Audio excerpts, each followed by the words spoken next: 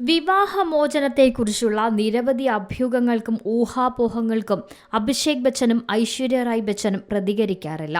Social media ഈ അഭ്യൂഹങ്ങൾ കൊണ്ട് നിറഞ്ഞിരിക്കുന്നു. ചില ട്രോളുകളും അഭിപ്രായങ്ങളും അതിരുകടക്കുകയും ചെയ്തിരുന്നു.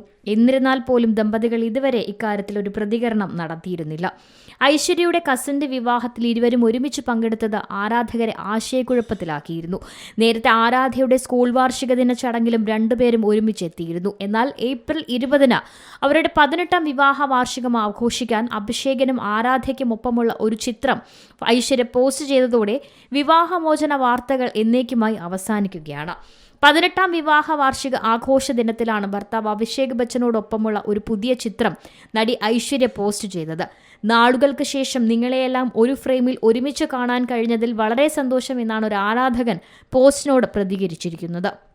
2007 ഏപ്രിൽ 20-നാണ് ഐശ്വര്യ റായും അഭിഷേക് ബച്ചനും വിവാഹിതരായത്. Entertainment desk, Zee Malayalam news. ഏറ്റവും പുതിയ വാർത്തകളും വിശേഷങ്ങളും വിരൽ തുമ്പിലറിയാൻ സി മലയാളം ന്യൂസ് എല്ലാ ഡിജിറ്റൽ പ്ലാറ്റ്ഫോമുകളിലും ലഭ്യം.